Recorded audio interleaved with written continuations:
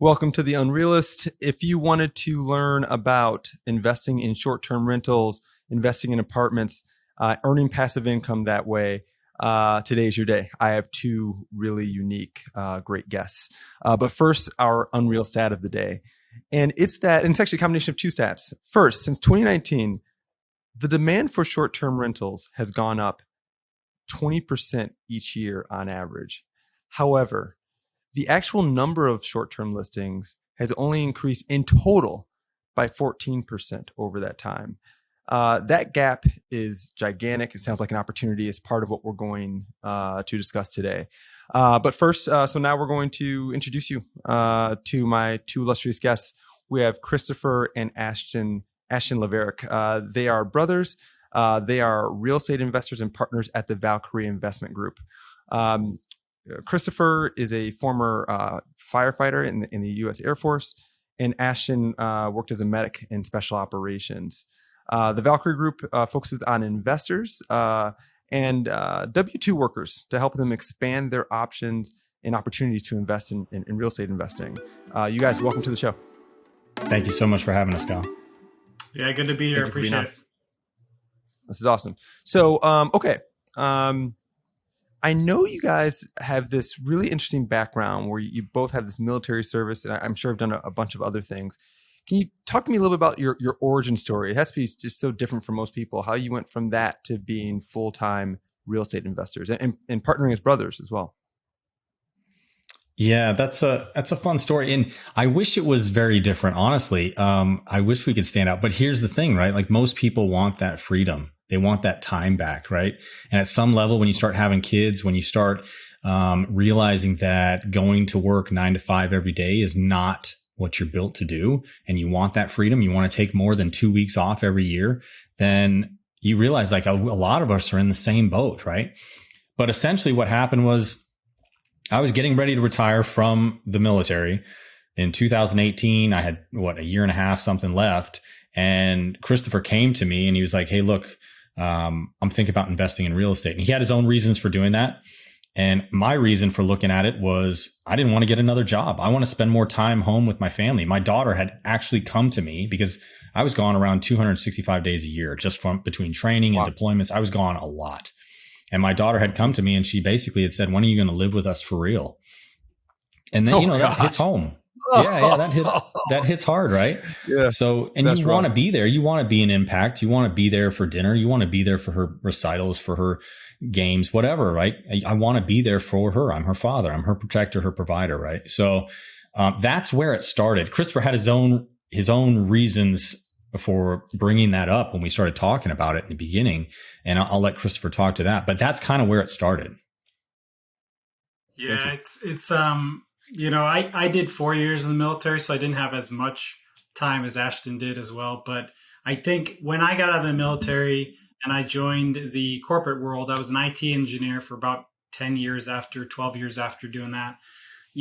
When you are working in a cubicle day in, day out, and you're putting money away, like they tell you in a 401k, and then, all of a sudden you look at it, am I doing good? Am I doing good? And then you see that it just drops by like $10,000. This was 2018. The Fed raised the rate. They were exploring at countering inflation early, but they didn't stick to their guns. Anyway, but when they raised the rate, that's when my 401k dipped. And I was like, man, everything I just put over the last year is gone. So maybe this 401k, maybe this retirement plan isn't the best idea. How do I get more out? How do I really position myself to not work all the time in a cubicle for the rest of my life, 50-hour work weeks, and, work until I'm 68, 69, and then maybe not even have a 401k. So that's how I got the idea to go into real estate. I heard a lot of wealth was in real estate, and I said, why not me? So. Absolutely. No, it's so funny you tell that the story about the 401k. So I studied this in business school, and it's a little known fact, and I don't want to take us too far off real estate, but it's a little known fact that, and these guys are very public, the ones that invented the 401k, it was never designed to do what we now use it for. And it's one of those things that's like, I don't want to use the word scam, but it's like this group of people, I think with really good intentions, said, hey, we could really, help supplement pensions with this new sort of instrument. If companies would help their employees invest in a 401k, help them, match it, do all these things, and corporations took that and ran with it. They said, "Oh, like complement or supplement? No, no, no, no, no. We're just going to get rid of the retirement, pensions completely and replace it with the 401k." So the inventors of the 401k are like, hey, we didn't. That was never the idea, right? And so you see lots of people like what you're describing. Everybody's been told, okay, we play by the rules. You work hard, you contribute into that. But then you look up 10, 15, 20 years, it's often not enough, right? Yeah. And so it's funny you all came to that conclusion on your own and quickly pivot. I think it's really smart. Okay, so let's circle back to the unreal stat of the day. So what I was describing was this idea that the demand for short-term rentals is going up 20% every year, yet the actual number of short-term listings in aggregate's only gone up over 14% over the last 3 or 4 years. So you're talking single-digit growth. So I'd love to hear about how you came to that insight, and how you're taking advantage of it and how you're doing it differently than everyone else. Yeah, so that data comes from AirDNA, and AirDNA is a big tool you can use to look at markets, look at properties, get existing listing information. There's a lot for multifamily. AirDNA is kind of the short-term rental space. But yeah, it's interesting. A lot of people think supply is just massively expanded in the short-term rental market, and it has, but demand has increased far more. So yes, we've had a lot of people join the market. Yes, it is very market dependent. So there's people coming into, for example, Scottsdale, buying up a lot of property and doing short-term rentals. However, there's other markets throughout the United States where they're very untapped as far as short-term rentals. However, that demand nationwide is increasing. We've seen really that people are preferring hospitality or vacation stays or short-term stays to be done in Airbnb, just because you can go with family, cook in the kitchen, that kind of thing. And the hotel has seen a reduction. The Marriott's, the Hyatt's, the Hilton. My wife worked for Hyatt for about 12 years. I mean, the numbers are really staggering on what that shift has happened. So I was really paying attention to just the data coming out in these quarterly reports showing this increase in demand, which was amazing, right? 20% per year. Actually, since 2011, it was 10% per year upwards. And then 2019, 20% per year. 2020, there was a pause because of COVID, obviously, but 2021, 2022, and 2023, they're even projecting even more demand. So it's not going away anytime soon. Okay. But yeah, how we're using it, I mean, really, go to the market that has, that demand, that it's the need for a short-term rental stay, and then everybody else isn't there yet. It's just like any other real estate acquisition.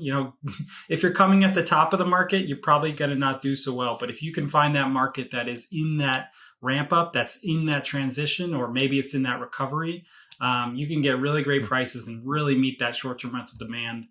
Which typically is about 4 times the cash flow of a long-term rental. So, oh wow, okay, so much better economics compared to the long term. Yeah. But you've got to get in right. So Scottsdale sounds sure, but it sounds like a place like. And I always hear this about. I think it was Insider did a story a couple weeks ago. This guy had like 95 short-term rentals in Scottsdale or in Phoenix area.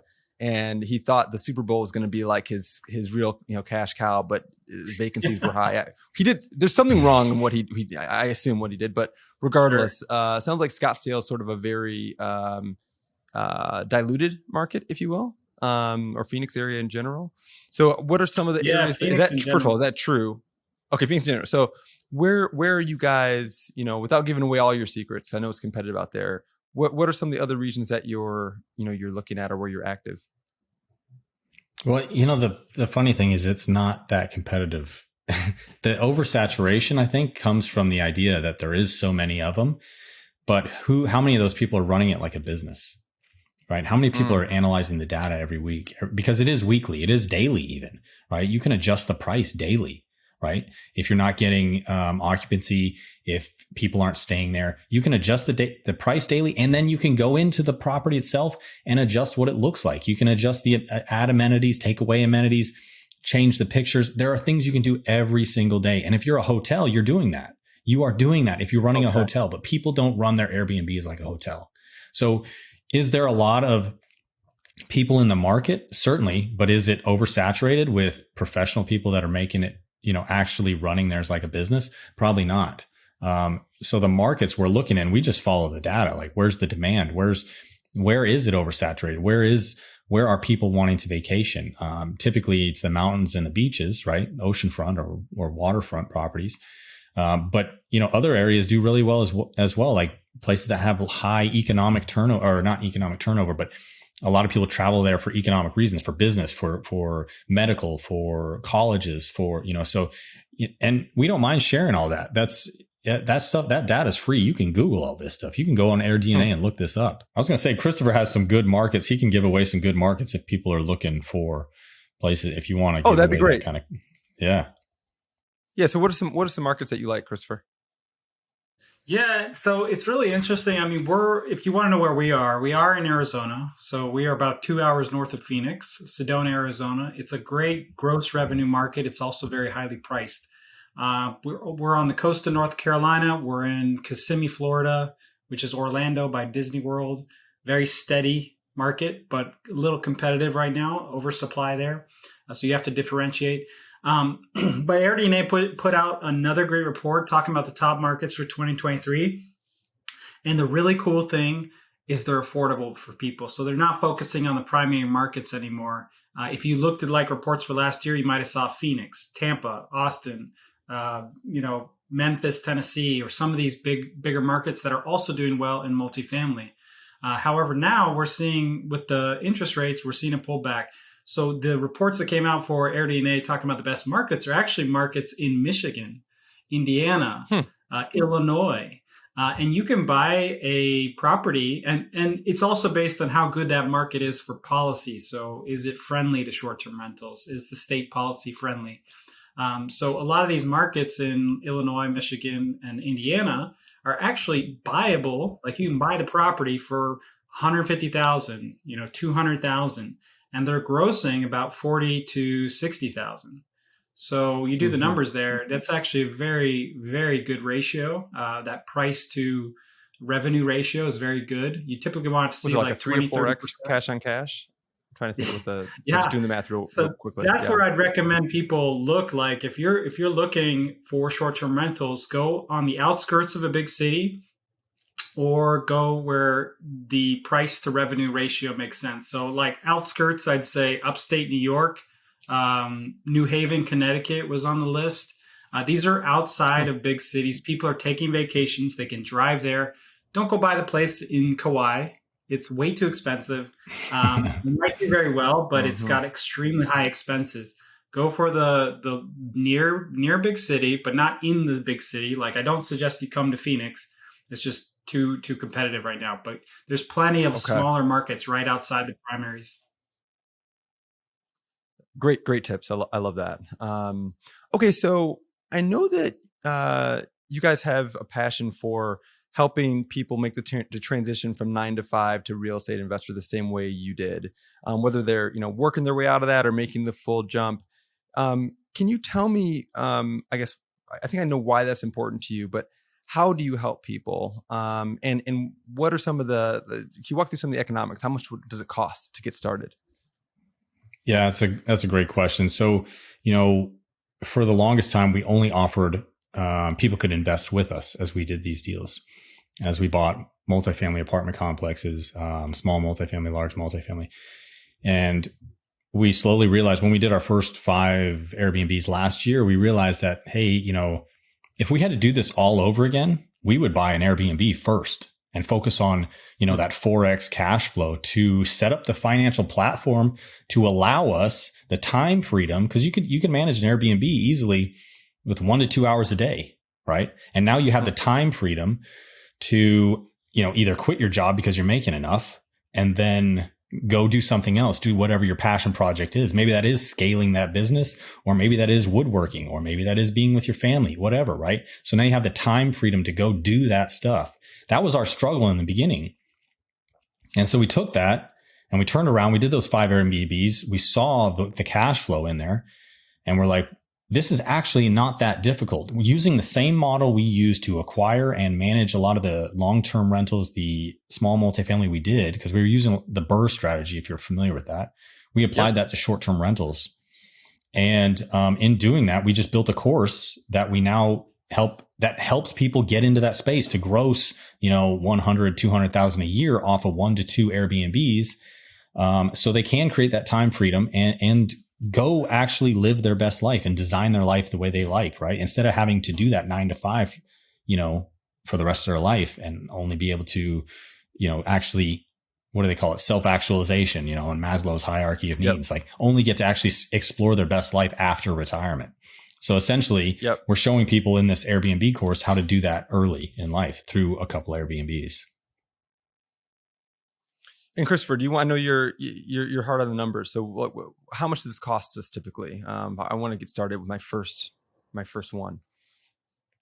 Yeah, for sure. So really, in the market right now, let's say you went and positioned yourself to buy a short-term rental at $200,000, you're going to pay 30% down on something like that, plus some renovations. So you could do it minimally for about $70,000, $50,000. You could own a short-term rental grossing about 40 to 60,000. So you do 2 of those and you're pretty well set.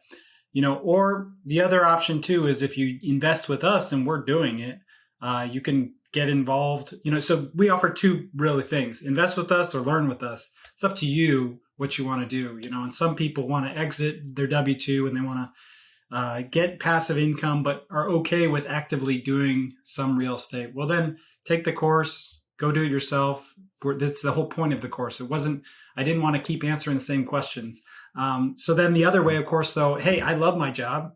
I make good money, but I don't have time. I'd like to have some real estate. You can invest with us as little as $25,000, and we'll go do it for you. And then it's completely passive. So it's $25,000 minimum, and then you all manage it. I assume there's a management fee that comes out of that, out of the return. Yes, and yes. We put together a fund essentially, and we're going to be buying along with TechVestor. We partner with TechVestor, who specializes in acquisition, in management, and scaling this whole system of acquiring and managing Airbnbs, right? And so we're bringing a fund to them. We're going to help fund their acquisition and management of all these Airbnbs. So essentially, if you wanted to invest in this asset class without actually being restricted to one house or one Airbnb in one market, this is diversifying you across multiple markets across the United States, right? To reduce your risk for as little as 25,000, you can get into that fund. And now you're diversified, investing in this asset class that we truly believe in, that we're fully invested in. And it's completely passive. And that's what my brother's talking about. And this is this is the model we've used for apartment buildings. And we're just applying it now to Airbnbs at scale. Right. So I got it. That makes a ton of sense to me. Okay. So we've covered the, how you guys got started, how people get into this. Let's switch gears a little bit. So, most of the folks I talk to, first of all, both internally at our company and outside, we're constantly watching, we call him the big homie, Jay Powell, and his movements with interest rates. How has this increased interest rate environment impacted the business of investing in short-term rentals? Yeah, it's impacted it a lot.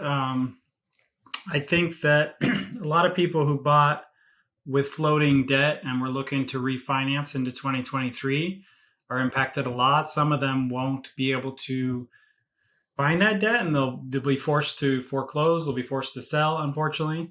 But fortunately, that is the way real estate works. There's cycles. So there's always someone positioned to take real estate from other people. They're going to be buying when people are selling.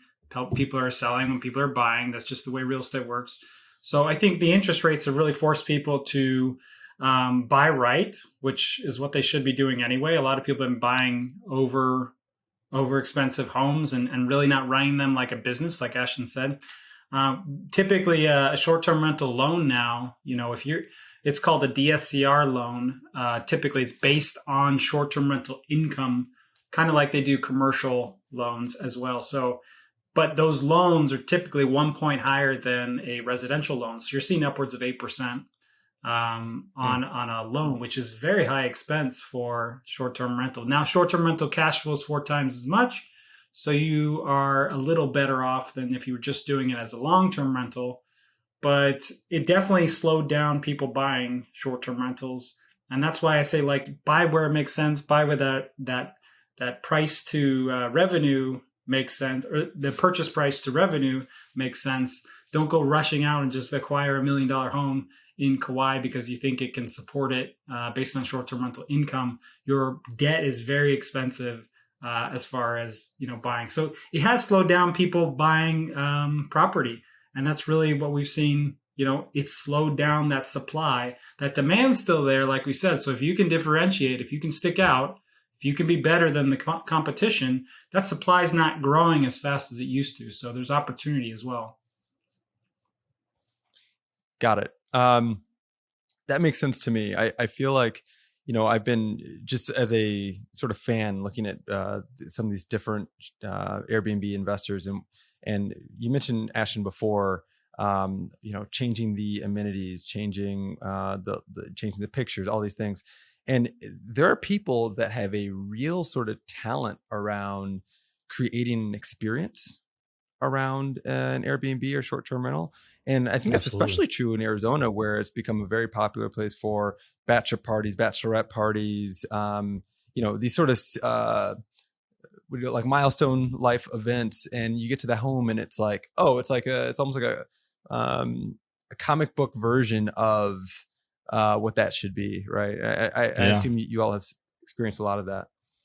Yeah, the TechFest, or the guys we're partnering with to do this massive acquisition, they did a Barbie house, and it's completely like pink inside, and it's one of their highest grossing houses.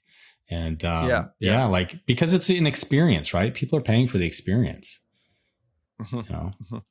Yeah, that's really cool. Wouldn't be my choice. I'm not a Barbie guy, but I'm sure there's I'm sure there's something where I'd be like, oh, this is a much better. Actually, what did I say?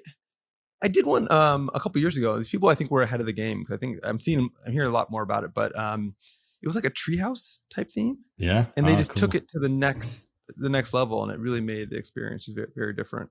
That sounds cool. Okay, so we talked about the interest rate environment. What are some? And we talked a little bit about just some other things. I'm just curious: are there any other trends short-term rentals in particular that you're seeing that for the person listening to the show, thinking about getting into this or already into this, what are some of the important trends that you're seeing? Yeah, I mean, really, so a lot of these markets, you might have heard the news about Phoenix with the Super Bowl. I did a post on LinkedIn about this. I'm big on LinkedIn, and I showed how, kind of like we mentioned, I think it was before the show, but there were a lot of people with empty listings for the Super Bowl for 2023. And really, it was a lot about people, selling water during a hurricane. So they're kind of trying to take advantage of the situation, right? Or after a hurricane, I should say. Don't sell it during the hurricane. But they were taking advantage of a situation where they were jacking the prices up, 100, 200% of their normal rate. So if their normal rate was 300, they were doing like 1,500 a night. Just completely unacceptable. But what you saw really was that even when there's a lot of supply and there's a lot of demand, you have to differentiate yourself. You have to be different than the competition, and you can't just enter the space and run it like a mom and pop owner. So what you're seeing is a lot of these people that either bought really expensive and they're now faced with the idea that they run a business and they don't really like that. They're busy people. and so a lot of these properties are going to come back into the market. So you're going to see a little more availability for houses to be bought. And whether they're bought by short-term rental owners or they're bought by people who are looking to live in Phoenix, You're just going to see that growth of supply in real estate. And it's not just because of interest rates. It's because people really didn't know what they were signing up for when they rushed into this in 2021. And so if you're positioning yourself to be ready for that kind of new supply to be added, or if you can come in and offer up, like, let me take this off your hands. Let me figure out how I can rent it better than you. There's a lot of co-hosting going on right now. So a lot of people who thought they couldn't run a property are now trying to get a partner to manage it for them because they don't know what they're doing. Okay. So you're seeing a lot of that going on. But yeah, demand's really still strong. It's all about differentiation. It's all about checking the market, checking the reporting, the analytics. We are seeing more people go into these tertiary markets, like I kind of talked about, simply for affordability, but also because they're untapped, a lot of them. I have a good friend, he does like short-term rentals all throughout Michigan, and they do very, very well. There's seasonality to that, but having that market that your expenses are so low, I mean, it's a win solution. So if I was going to tell someone joining, though, it's like treat it like a business, differentiate yourself. We talked a little bit about theming. Theming is a good way to like stick out, like we theme a lot of our properties. So just be different and be a really good host, and you're going to do okay in the space.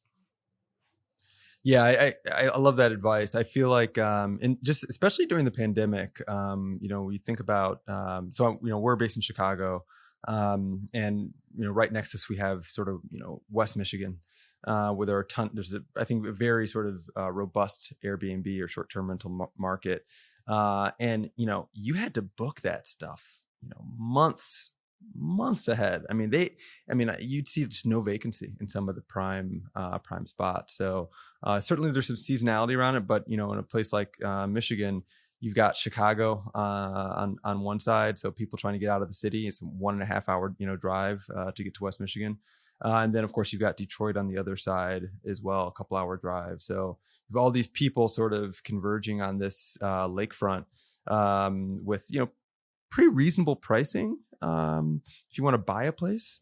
It makes a lot of sense what you're saying about some of these.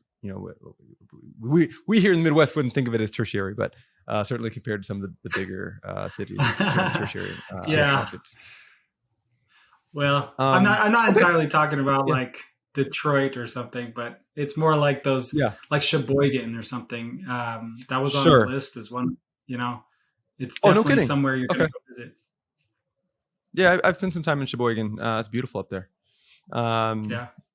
Okay, so I think that's all my questions for you guys today. This has been really good. I think for anyone trying to get into this business, invest in this business, you've given them a really good primer. I think some of the things that hop out to me are, it sounds like you mentioned, you got to run this like a business. Be on top of your numbers on a daily or weekly basis. You can't just go buy this. It's a very emotional in a lot of ways. I think real estate in general can be emotional, right? So you see this home in Kauai and you're like, oh, that's a no-brainer. People are going to rent that every day. But you've got to be really smart about looking at the actual rental expectations against the purchase price. I think that your advice around, should you just take the course, learn how to do this yourself, or if you don't really have time for that, get in and invest in a fund, I think is really interesting as well. So I'm really excited about this space. I definitely expect to spend more time on it, and maybe even talk to my team about how we can integrate some more features into our platform to help the short-term rental investor. I don't think we do a lot of that now. I want to thank you guys, and this is one of my favorite parts of the show. We're going to do the fit check, if you will, and I'll go first. Today, I'm in a pair of Adidas by Alexander McQueen. These are one of my favorite pairs of sneakers, actually. They're kind of hard to find, and I've had them for years now, but I like scrub them with a toothbrush. I'm keeping these forever. I love these. What do you guys have going on over there? All right, so I got a La Sportiva. I don't know who makes it. It's a trail running shoe because I live in workout gear. Okay. So yeah. And outdoorsy workout gear. Yeah, I like to get outside and get some miles under me. So either I in the love them. weight room or running. Yeah. Okay, yeah, I can tell Yeah, you're into fitness, Christopher. you could tell. I have a sock on Yeah, because dude. I'm in Phoenix and it's Christmas sock.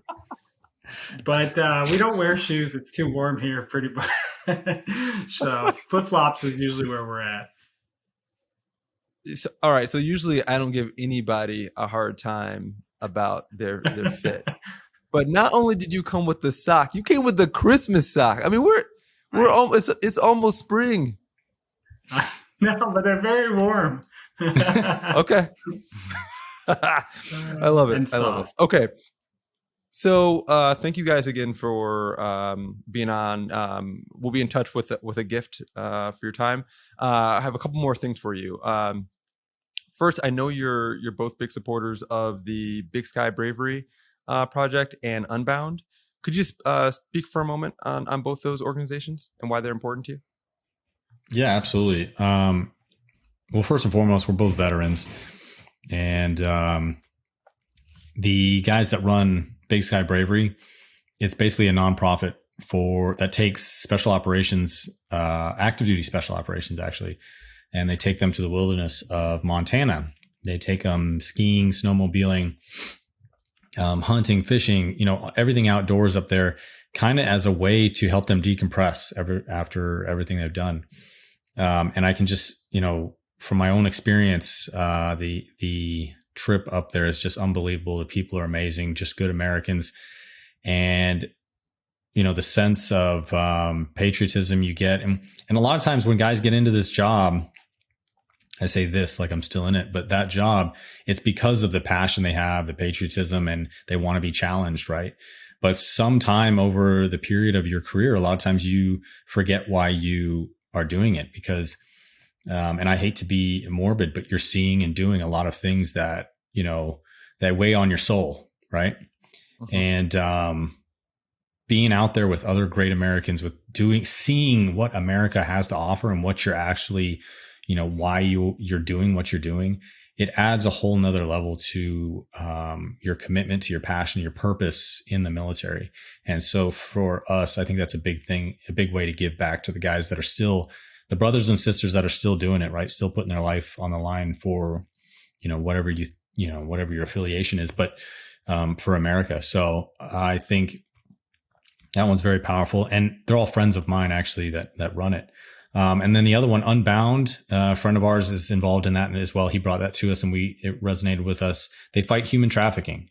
And, that hits home, believe it or not, if you've traveled, believe it or not, you've probably been exposed to human trafficking. You may not know it, but that waitress, that, child, that whatever, like they're all over the place. And, I didn't really realize it until much later, until I did some digging, but people are being bought and sold all around the world, and it's unbelievable. But Unbound is going out there, and I think they focus on China mostly, but they're fighting human trafficking, of the buying and selling of kids mainly. So it's a big deal. And so essentially 1% of our profits of every deal we do goes towards this. We have a fund set up on the side that we partner with in our deals, and it goes into that fund, and we allocate towards those nonprofits every year. So every now and then there's a new nonprofit that might come up that we want to support as well. Like we've also supported Shields and Stripes, which helps firefighters and police officers and other military members as well in their ongoing health and recovery after, from injuries incurred on the job. But yeah, those are the two primary ones, Unbound and Big Sky Bravery, that we're really aligned with right now. Yeah, thank you for that. I think it's interesting. You mentioned when you travel, the people don't realize that they're coming in contact. It's almost more it's more insidious, right? It's right underneath your nose. You don't even realize. So it's great to hear someone's focus on that, and certainly helping our both people that are in the service right now and vets. Really important. Okay, so for those looking to find you guys, what's the best way to get in touch to invest or learn about investing on their own? Yeah, you can go straight to our website, valkyriegroup.com, VALKERE group.com.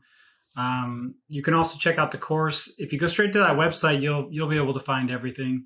But the course specifically is vacationrentalmaster.com, exactly like it sounds, vacationrentalmaster.com. So yeah, invest with us, learn with us. We are an open book. We are good on both fronts. We'll help you either way you want to go. We're both very active on LinkedIn too. If you want to connect on more like a personal basis, and we can set up a call and speak with you one on one. We do a lot of giving away of information. Not everything's about making money. It's about helping people and helping the next one along the way. So reach out if we can help. Yeah, I'm going to make sure that we're connected if we're not already. Thank you, both Ashton and Christopher Levarek. Everyone, thanks for joining the show today, and we'll talk to you soon.